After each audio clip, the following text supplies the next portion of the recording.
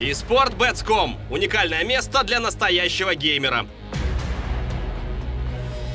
Только здесь возможны ставки на киберспортивные события. Ты знаешь толк в самых популярных играх и готов рисковать? Смотри регулярные трансляции и зарабатывай реальные деньги. eSportBets.com – живой азарт и холодный расчет. Alright, welcome back once again, ladies and gentlemen. This is Room on Fire. I'm Anders, with me is Semler and Vendetta as always, and we're going to have LDLC versus Nostalgie. Best of one game for the SLTV Starseries. Hope you guys are looking forward to it, and we will switch it right on over to the game and then unmute Semler and Vendetta. What's up, guys? Not much, just eagerly anticipating getting the game underway, really. I mean, we've got quite a few good games coming up. Yes, we do, and it, not to be rude, but it sort of feels like these first couple of games, the last one and probably this one too, are just games we need to get out of the way so we can get onto the real magic, right? Yeah, I think that's a fair assessment, and obviously that's not a dig at either Nostalgia or ESC. It's just there's more even matchups to come than what we're most likely going to see right now. Yeah, it feels like it. Yeah. It definitely does. Well, I mean, this is the thing. They're invited to participate in the group stage, and you're obviously going to have like the ultra top teams that we're used to seeing perform well at LAN, who get top 8 finishes, and then you're going to have the teams that don't necessarily have the experience or the time or the support to be able to go as far as some other teams have. So Nostalgia, I think, right now are sitting somewhere in the mid of the group. Actually, no, they're dead last, 0-0-5. In the group right now for Starseries. So really, they're still looking to get a win on the board here. What would be insane is if they actually managed to pull it off versus LDLC, who last night weren't having like the best performance, because we know that LDLC has spent the past couple of weeks in vacation. So they're definitely rusty and feeling the time off, the Frenchmen. Yeah, this is the Russians' time to strike. If at any given time, this would be the one, I think. Yeah, I mean, you're right about LDLC. I think they were looking a little bit rusty yesterday, but it seems to me like it wasn't like a really thick layer of rust, the type where you think, damn, what's LDLC up to? It just felt to me like they were hitting most of the shots they should hit. It was just down to some rotation timings that were a couple of seconds off, which is enough for you to look really bad. But, once you get that back in track, I think LDLC are going to be pretty much right back on top again. Yeah, I'd agree with that, and it's not like CS rust is something that takes a long while to get rid of. That's just a day or two, a couple of hours on deathmatch, and you're back to go. And you're good to go again. It feels like it, right? But either way, we will be on Dust 2. We have 8 players on the server, and I want to thank all of you for tuning in. Obviously, it's going to be a pretty great night of Counter-Strike. We're starting off a little bit slow, but then it's only going to get better and better. So you should go and tell your friends to join the channel and come have fun with us. And hopefully you guys will click that follow button as well, so we can keep gathering more and more followers here on the channel. And also check out our Twitter accounts, which is @VendettaGo. It's @OnFireSemler and @OnFireAnders. That's on Twitter if you feel like it. And what you can also do, if you're up for it, if you want to participate in the raffle that we're going to be doing for tomorrow's tournament, is that you can go to facebook.com/CaseKingGaming. I put the link in the chat as well. I think the raffles are restricted to European countries, so you guys from everywhere else, I'm so sorry, but that's a logistics problem, of course. But you can still go and check it out, and click the like button, and our sponsors are going to be super happy, and then we're happy, and that means we can bring more and more back to you guys so that we can get more Counter-Strike. There's a whole circle going on like that. Well, I think tomorrow we're going to have a raffle with I believe that Zoe's newest mouse, the FK1. So that's going to be given away tomorrow. One that we've signed, Semler. Yeah, that's right. One that we've signed. So I mean, the way for you guys to get your hands on that mouse, and it is a good mouse, is to like the page. Basically, you like the Facebook page, and then you'll get into the raffle that way. And I believe we'll have another link to follow as well. But yeah, I looked at the picture, and your signature, looks like it's been written by an adult, and my signature kind of looks like a child. That's just how it is. I can't. Where's this picture? I think it's on the. If it's not on the Facebook page, I saw it somewhere else. I'm sure I saw a picture of it, and I thought, oh god, it's happening again.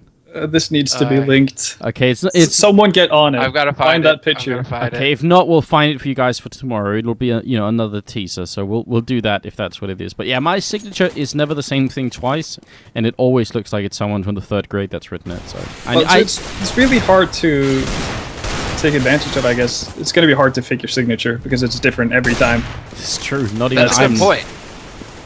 But and no one can ever say, "Oh, you signed this document." It's like, yeah, well, Yeah, I mean, there's pros and cons here, obviously.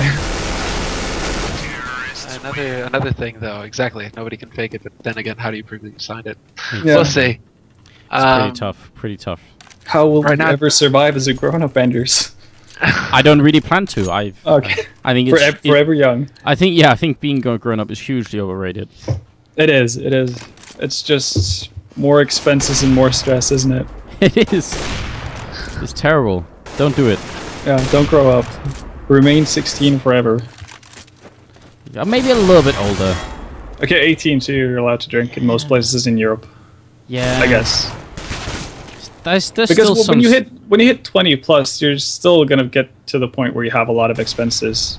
Because I'm assuming at some point you're gonna move out from your parents' house, right? Yeah, I mean that is definitely a plus. It is. Yeah. There's no doubt about that. All right, so somewhere in between, but unfortunately, that can't happen. You gotta just keep rolling with it, I guess. And yeah, that's the plan. That's the plan, isn't it?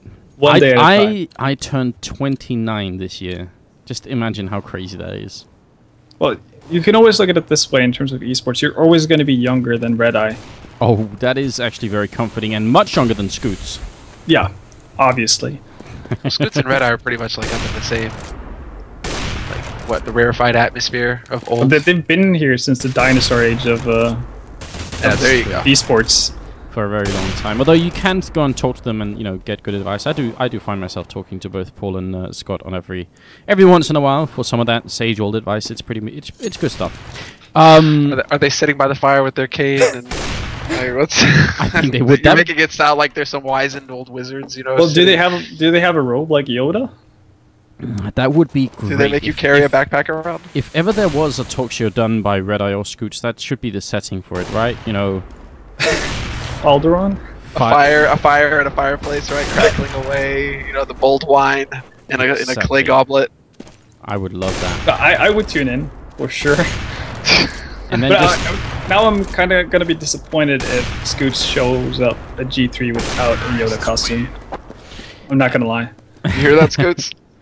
Maybe he will. He will. Well, yeah, we put him on notice right now, so he knows what he has to do. I hear that's like the amount of accessories you can pick up at tax-free on airports is just beyond amazing. So you can make it work, Scoots.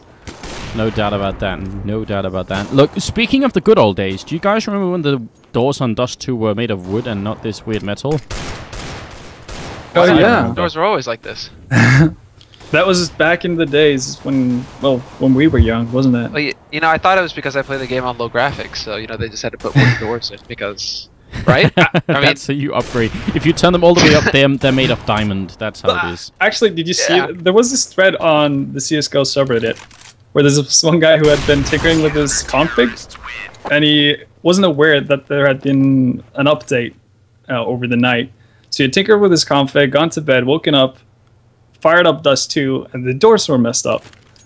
and he really had no idea what he had done. So he'd made a thread on CSGO Reddit asking people, I think I botched my settings, guys. Can someone help me get the doors back to normal? You know what I've just realized? The doors in the CT spawn are actually still made of wood. So how does that work? Doors in the CT spawn? What do you mean, the doors in the CT spawn? There are some wooden doors in CT spawn. Oh yeah, spawn. like the double doors inside a spawn? Oh, someone at Valve is about to be fired. And the ones in the mid... Well, they're not really the same doors, are they? No. Okay, they moved those. You're right. Look, I will never, ever, ever get used to it. I've from a gameplay point of view, it's obviously better than being able to one-shot people through, but the look of it, I don't think I'll ever get used to it, but here's the thing, my brain adjusts very slowly. Actually, I think maybe my brain doesn't adjust at all anymore, because for me, I don't know if you can feel this, Vendetta, but for me, the Galil and the FAMAS are still the new weapons for me in Counter-Strike. I still think of them as these odd weapons that they added at some point. I will never ever get used to the idea that, you know, those are... Of course you buy them now because they're good weapons and they fit within the game and they have done so for a very long time. But I still think of those weapons as being sort of relatively new additions. Well, yeah, I guess I'm coming from the same place as you. And also, I feel like the scoped rifles are fairly new in a sense. Obviously, they've been reworked since CSGO came out, but they weren't heavily used. I mean, we saw them back in CPL 2002, 2003, 2004, those kind of, like, that era of CS. And then they just more or less disappeared until CSGO came around. So every time you see it, it's kind of a surprise. You're like, oh, well, this gun exists. And obviously that's barring the period where the AUG was pretty okay in CSGO, Wow. There was a few golden days when the AUG was more than just okay. Slightly above average. Alright, look, we have 10 people on the server, so thank you for your patience, guys. I know we got a little bit delayed starting this, and we don't want to get too delayed because we have some incredible games coming up. But for now, we have Nostalgie versus LDLC, the Russians playing the French. It's going to be a best-of-1 game on Dust 2, and this is the SLTV Starseries Season 10. You're on Room on Fire, and welcome, and thank you for joining us. I'm Anders, with me is Semler and Vendetta, as they always are. I hope you guys are going to have a good time. So... the Russians, what are they going to do? Apart from just, you know, having a little bit of luck, what can they do to beat LDLC here? I wanted to say, well, winning the knife would be a good start, but then again, we're playing Dust 2, so... yeah. So that doesn't matter that much. Exactly, there's not too much value in winning the knife on Dust 2, so... it's hard to say. I think Dust 2 does lend itself to, I guess, what you might call a bit random gameplay. At least it lends itself towards the style that mixed teams often play. So that could work in the benefit of Nostalgia, but again, if you're playing up against a well-structured team, they shouldn't have too much problems of figuring out what they need to do actually to just counteract that. But, well, I guess we'll have to see, but my hopes aren't too high for Nostalgia. Well, I like right now that Nostalgia, they actually choose to stay on the CT side as well. So that's cool. We're seeing more and more teams. They win the knife round and they decide to start on the CT side of Dust 2. So you know the less favored side perhaps, but still they just want to see how many rounds they can get on the T side or the CT side before switching over to the T. Yeah, Fly rushing up pretty early here, really aggressive on Catwalk, and he's going to be forced back. Just too many Glocks in the middle, and CT pistols are generally pretty good at range, but once you get up to that medium range and there's more than one Glock, you do have a pretty tough choice on your hands. If you stay and fight and run out of bullets, you're definitely going to die, so you need to hit nothing but headshots. And speaking of fighting, over on Long there, Hooch actually does get a really good kill in, but Katie with the instant return, and then comes Spiker with another one. Looking good here for the Russian team, but Spiker has to stay alive, and he's actually being surrounded. This is not a good position, out of bullets as well, and he's going to be going down. MSC comes in with a great kill, now needs a little bit more, and he's got his... what? It's a pretty knife, I'll give him that, but there's no reason to be flashing it out in the open like that. Please stop it. Barrow is trying to see if he can get back into it. Kaylee's picked up 3 kills and is trying to run for the B bomb site, but he's going to be stopped in CT spawn. Whoa, is this going to work? Is this actually going to work? There's no way. There's no way. The Barrow doesn't look. Are you kidding me, Kaylee? He lays the trap and Barrow walks right into it. He had no idea. Bait, set, fish caught. That was the just big hook. Yeah, that was brilliantly played by Kaylee, though. You have to give him credit for it. That was just a really sneaky play. And obviously, if that doesn't work, if he doesn't do that, then he basically have given away a bomb plant, like a secured source of income for LDLC. Yeah. So ballsy play, but it works out. So people are saying he was out of ammo, MSC, but what had he been shooting at? He came up from the CT spawn? He may have been out. I'm sorry if I missed that, but I did not see him firing. I mean, he fired a few bullets, but I, you know, just instinctively didn't feel like he fired 12 bullets then. So very confusing. Happy waiting over on Long, going to take down Spiker. That leaves the man with the knife alone, and he's going to man up once again. And actually, that is going to be a headshot. Oh, Apex. That's so frustrating. You have 2 teammates just waiting for him, and you still go down. But overall, it's a good start for LDLC. Yeah, and... yeah, quite as expected as well, I'd say. not really the biggest of surprises, and we would expect LDLC to pick up the next round as well because Nostalgia are once again ecoing. As they should right now. I see a couple of people in chat saying he definitely was not out of ammo, so well, that will have to be a mystery. What happened there, I'm not quite sure, but it looked interesting. I mean, either way, it was definitely fun stuff. MSC charging up and actually does very good damage to Happy here, but Spiker can't pick up after him, so it's going to be all LDLC all the way. Hooch goes down, and it's down to Fly. 1 on 5. A single kill would be, you know, if nothing else, just a little bit of confidence maybe on their side, and Uzi does take a lot of damage, but it's not enough. Look at Apex. He even gets headshot. Apex, you took your time with that, but that was a bit of a cheek play there, getting the boost up on the headshot box. So now we get to see what Nostalgia have in store for us, and they don't let us down. A double op play is going to be their go-to call here. Hooch and Spiker both with the sniper rifles. So I like that. I think this is a solid investment from Nostalgia. If you're gonna do this, then why not just try and see if you can outsnipe them? That's definitely something that could be done on this map. The trouble is that if you upset LDLC, if they get really angry at this, then, you know, what happens if Kaylee picks up an AWP? I'm not sure that's going to work out in their favor, but I like the fact that they're trying anyway. Oh, good defense from MSC up on Cat already. He manages to pick off Happy, who was going for a peek. He did go in after a flash, but a little bit late there. Instead, this is going to set up for the B split push, and I was about to say that Barrow was going to be the linchpin here for Nostalgia. He needed to stay alive. Oh. But Uzi is already racking up kills at mid. That's 3 for him so far.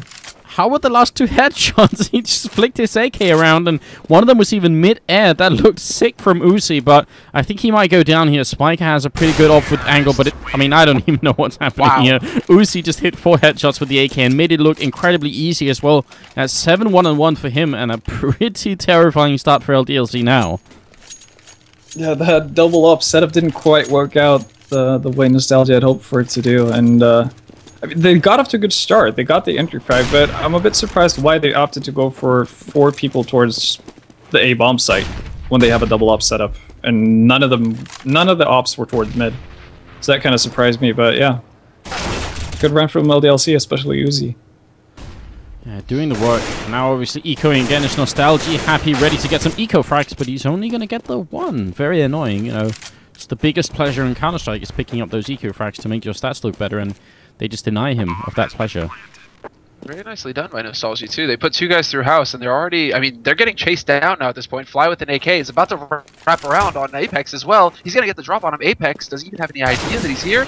None. Goes down. Good headshot there by Fly. That brings it to a 3-on-2 here. Good result so far from Nostalgia. Yeah, they are getting some important kills in here, but they... Be nice if he could hold on to this AK, because they do need the money at this point, and he is pretty much just being chased down. Uzi's nearby, and you know, if the trend follows true, then he's going to be hitting another headshot in just a second. We're looking at him. Fly's going to walk in, and actually it will be Fly to pick it up. It's a great triple kill. He's going to go for 1 more, and actually Kaylee won't get the shot on him, but now Kaylee has an AWP, and that in itself is a pretty terrifying idea if you're on Nostalgia's team. That's not something you want to be dealing with. It looks like Spiker's going to be the one picking up the AWP here for Nostalgia, and we saw him put it to good use the other night when they played versus OnBots. So we know that he can actually land some shots. Now we just have to see him pull it off here versus LDLC, and with Kaylee to boot. Happy has an AWP as well. It's a double AWP play for LDLC as well, in fact. Happy at Longhouse, 8 and 8. Yeah, indeed. He's down to 45. Up on short. Look at Fly holding. 2 people going to be walking in front of him, and he gets exactly 0 for that. A little bit unfortunate. That could have been a great double headshot. But he does do some damage to both Uzi and Happy, which, you know, even further cements the idea that he could have actually probably killed both of them. I think he probably should have killed both of them. That's a tough position to be in, though. Even though he died, he actually did such a significant amount of damage that I think it's okay for Nostalgia. It definitely doesn't end the round for them at that point, but MSC needs to come up huge right now. Yeah, gets the 1, and Maniac will take him down. Now it's on Spiker, and he gets the first shot, but 2 more are coming for him, and they're going to smoke it off. He's going to run through the smoke aggressively towards them. I mean, if that had worked, we would have been calling him a genius, but at this point, it looked like he kind of threw that away. Now Barra goes down to Apex, and it's a 1-on-2 for Hooch. That was a hell of a shot from Apex as well. Barra caught him mid-air. Apex lands and then just turns and casually gets the headshot. That was beautiful work. Good nade onto Apex, but it doesn't quite do the Hoocher is still alive, and he gets spotted out. Apex knows exactly where he is now. Nice little pop flash there by Apex, but he doesn't speed up. He doesn't look to try and take advantage of it. He's just trying to keep Hooch busy. That was a great jump shot. Hooch takes down Apex, but still has to deal with Kaylee. And he's going to go looking for him, and Kaylee just mans up with the pistol and takes him down. But the jump shot was definitely quite cinematic. So well played, Hooch. I mean, it's a tough position to be in with the bomb planet where it was. Very unlikely that he was ever going to win that. But it's bad news for Nostalgie, of course. It's now 6-0 in favor of the French team. And not a lot going their way right now. That's for sure. But I also think that Spiker did make the right decision actually there at long, opting to aggressively go towards the cave area, because he was going to get sandwiched in regardless if he stood still. So I think that was the right call from him. Unfortunately, it didn't work out. No, and unfortunately this round, the timing was so unfortunate for Nostalgie. So once this is over, let's try and go through what happened. It's a 2-on-4 right here. Hooch down CT spawn. Barra trying to run up. The bomb is still not down, but very unlikely that they can actually win this. Apex is waiting. He's going to take down Hooch, leaving Barra alone. He gets a shot on Kaylee, but that doesn't even matter. And the bomb is all the way up in T-spawn, so LDLC, they're not even trying to win. They're just hunting for the frags. What was really sad about what happened is that Nostalgie went for a boost up on short, which is a really cool idea, but then the setup that they were going to have was going to be they were just going to wait here, basically. And because LDLC just charged on short, I think Nostalgia actually got caught off guard. Whereas normally, if you're on the CT side and you boost up, you want to catch the terrorists off guard. So it was kind of a switch around there. Yeah, but that whole boost is for a slower paced game, right? They're looking for a slow paced round, and LDLC, that was just the last thing they had on their minds. I actually think that's the fault of whoever's crossing over towards B. Whoever's crossing over B at that point needs to give as much information as he can from what he sees when he crosses over mid. Either he's going to say that, well, this is smoked off, so there's the potential for the opponents to come straight down mid or through suicide and onto short. Otherwise, if it's not smoked off, then obviously you should be able to see them. Yeah. If there's nobody in suicide at that point when he crosses over, then they're probably not, or then they're not going to be fast enough to get onto catwalk before the two guys being boosted up are. So I think that's definitely like shows an issue with their communication, and that's definitely sorted out before they play a team like LDLC. I mean, 8-0 is a pretty big statement from the French team. It was looking a little bit, there were some close rounds earlier on where Nostalgia made it, into a one-on-one, the pistol round amongst other things. But right now, it's just looking like they're not going to stop. Though Apex does go down, and that might be the best start yet. Oh, nicely done there by Hooch. He actually got caught with a nade in his hand, and he was still able to recover from the situation. However, Uzi does manage to peek through the mid doors and catch him off guard. It's going to be Fly now, who's right around the corner. Uzi may not expect this. Fly actually peeking through, puts a shot on, but doesn't get anything from it. He only has the info now that a man crossed the lower dark. And Kaylee sneaking up onto short is going to open up the whole of the A bomb site. Down on long, MSC is going to have to come up big here. He needs to kill Kaylee so they can stop this from happening. And Kaylee's right up there, takes him down. MSC not even really realizing what was happening. I think he thought Kaylee was still waiting. And apparently nobody has any clue about how Kaylee moves around. That was a triple kill from Kaylee. Two of them didn't even, just pretended to ignore him, basically. Yeah, again, it seems like there's something very wrong with how Nostalgia are communicating with each other at this point, because at least after Kaylee gets that first frag on the guy in slope, there should definitely be, everyone should be aware of what he's doing and where he's able to be in the next 5 to 10 seconds. And Kaylee hits one through the double doors, then takes down another one as they try and rush lower dark. And the guy who made it through, he dies anyway to Happy there. No, actually, sorry, to Apex. So things are just looking awful right now for the CT side. Barra might be in a position to pick up a double kill, but he's going to go down as well. Oh my god, this is a slaughter if I've ever seen one. Well, they're just turning this into a pure aim fight, aren't they, LDLC? I mean, look at them. They still have the majority of their nades. They aren't even using their smokes. They don't even use their flashes. All 4 remaining members of LDLC have all 4 flashes. All 2 flashes on them. I mean, like, they're literally just walking into parts of the map and just winning the aim duel flat out. It doesn't really seem like Nostalgia are able to put up much of a fight when it comes to it. They're not going to come out ahead in an aim fight. They need to be trying to put something together where they catch LDLC off guard, not the other way around. Yeah, and I think that's a very important point that you bring up. One of the ways that Nostalgia can actually get rounds is to catch LDLC off guard. And LDLC, by never picking up a nade and just running out with guns blazing, they're never going to get caught off guard. you can never be surprised by someone coming at you if you're already bolstered up with an AK. Sure, if you had a smoke or a flash in your hand, then that might give the advantage to one of the Nostalgia players who are coming at you. But if you opt never to use a nade, then how are they actually going to catch you off guard? Well, so far it hasn't really happened a lot. This time they have 2 AWPs again. We're looking at an 11-0 scoreline. And another shot through the door is going to be hit. But Kaylee re-peeks and Hooch will take him down. So a pretty good kill to start it off with. But we've seen that before and it didn't work. And once again, Apex is there to return the kill. Oh no. You gotta love that, right? Apex, and he didn't even worry about it. Apex, he didn't go jumping for the gun or anything either. He really just looked like, okay, this is something I'm gonna do real quick, and then get back to business, right? It's like he was dropping off his laundry at the washing machine. I don't know. That's ridiculous. It's the hold my beer approach to Counter-Strike. Yeah, exactly. Check this out, guys. Yeah. I'm doing it. But Alright. Fuchs did the exact same thing that he did the previous round. He got an entry frag, which I think is a bit of a mistake because he gets the entry frag and then he actively searched for the re-peek. He wants to get one more, and in that type of situation, you should just be content with sending your team off to a great start and be happy with that. Find a new position, hold an angle, and just take it from there. But, I mean, come on, there's a little bit of luck involved here for LDLC as well. They just got grenaded down to 2 HP. Well, Apex did in the middle. He could have dropped a bomb there, so, I mean, that was just unfortunate. It is a 2-on-2, but MSC gets headshot, and Uzi is still on 100% HP, well, now down to about 80. This grenade is going to finish Apex, but I'm not sure that's going to be quite enough. They still got Uzi to deal with, and now he's going to turn it into a one-on-one fly. Needs just a single bullet on him, and he's going to be gone. Even if it's a body shot here, I think it just does just enough damage, and he's going to run up with a pistol. And he has the kit as well, so, it's going to be the first round for Nostalgie. Oh, he just barely makes it.